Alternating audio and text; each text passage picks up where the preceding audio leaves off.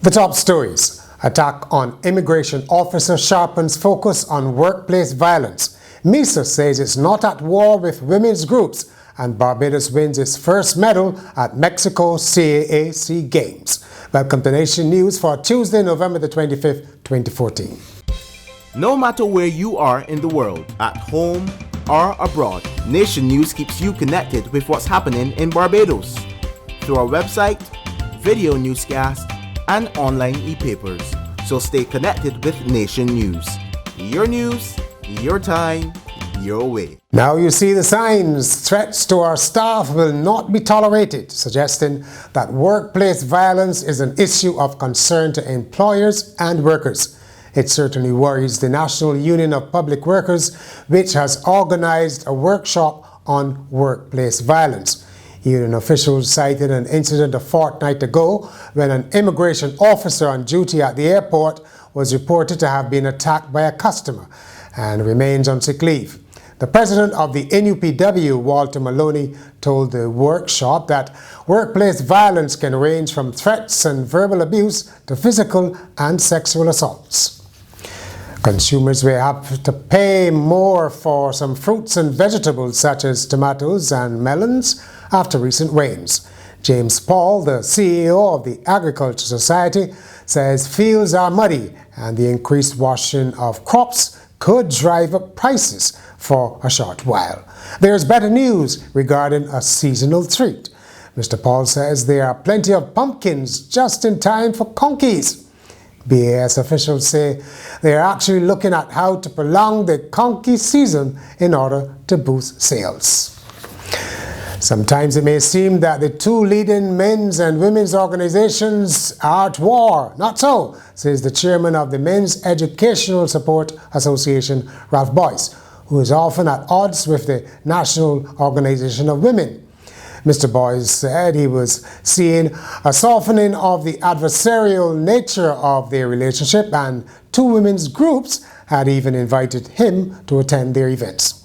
He spoke after Attorney General Adriel Brathwaite had warned non-governmental organizations to avoid tearing down each other. Another stretch of the ABC Highway is in for a makeover of sorts ahead of Independence Day and Christmas. A second phase in the Adopt a Kilometre Community Highway program has just been launched, covering the ABC section from Hothersall Turning to Waddings. The Roads Minister, Michael Lashley, launched the project with a symbolic planting of a tree. The president of the Barbados Economic Society is the latest to add his voice to the debate on the merits of the cable and wireless purchase of Flo's parent company. Jeremy Stevens told a public forum on Monday that the telecoms takeover is unlikely to result in new products or better prices. It's not to say that Flo is being terribly innovative to begin with, right? It's not to say. All that has happened is that they've had enough pipelines, and basically cable and wireless would not have had to front the cost to develop those pipelines. That's the first thing. The next thing is that you just had a market that switched from cable and wireless, meaning in the broadband arena. Some people went to BMAS and came over to Flo. It's just an effort to buy back customers. There's no more increased product offering. There's nothing, that's just $3 billion worth of effort. And trust me, there's this nasty thing, right, in finance called payback, right, the payback period. And given where costs or how costs are rising, fixed costs are rising in terms of salaries and whatnot in the area, and predominantly the costs that within these organizations are wage costs. Fixed costs are rising. That simply shortens the payback period for any company. All right? The net present value, all that beautiful stuff some of you project managers in here will be aware of, is very, very tight. So I wouldn't expect prices to stay low.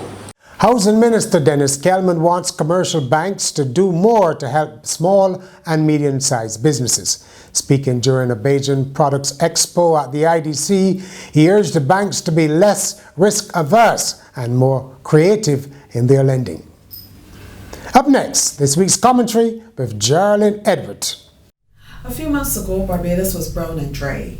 Crops were perishing in the fields, people experienced water outages, lawns were brown, and we prayed for rain. Every drop of water is precious to a water-scarce nation like Barbados, which is why it is unacceptable that so much water is still going to waste. Last Friday and Saturday, a trough system dumped thousands of gallons of water on the island. Unfortunately, the majority of it made its way to the sea and was lost. Apart from producing enough food, we also need to ensure water security. It will take planning and money, but we need to be channeling more rainwater to the reservoir somewhere. Even in our homes, the water that comes from the roof can be recycled. A single drop is too much and too precious to waste. Sport now, Levi Cadogan has won Barbados' first medal at this year's Central American and Caribbean Games in Veracruz in Mexico. He won a silver in the 100 meters. Keir Beckles has also advanced to the final of the women's 100 meters hurdles. Beckles clocked 13.51 seconds to place second in her semi-final heat, the third fastest time she recorded. The final will be run at 2:55 Barbados time on Wednesday afternoon. Tennis player Dadion King missed out on the chance to play for an individual medal when he was beaten 2-1 by Victor Estrella of the Dominican Republic in the quarterfinals, 6-love, 3-6, 6-3. It will be a rare midweek day of racing at the Goddardson Savannah to accommodate the Barbados Winter Jockeys Challenge, which pits local riders against a British-based team. Persistent rain that left the track waterlogged forced the Turf Club to put back the much-anticipated contest from Saturday to Wednesday. The visitors are seeking to avenge the 99-59 points defeat they suffered at the hands of the Barbadian riders last year. Their captain, Frankie Dettori, said, and I quote, "The local jockeys may have kicked our boys' backsides last year, but we have not travelled all this way to finish second again. We shall see." And finally, a Swedish luxury hotel has announced it is accepting social media as currency, money, offering free stays to anyone with more than 2,000 Facebook friends. The Nordic Light Hotel in Stockholm said anyone with more than 2,000 personal Facebook friends, 1,000 likes on their Facebook page, or 1,000 followers on Instagram can stay there for up to 7 nights in exchange for social media posts at check-in and check-out times. The CEO of the hotel, which regularly charges $720 a night for one of its rooms, said he considers social media posts to be a form of currency as they provide marketing for the hotel. And that's Nation News for Tuesday. For more, log on to nationnews.com as well as YouTube, Facebook and Twitter. And get your Midweek Nation on Wednesday.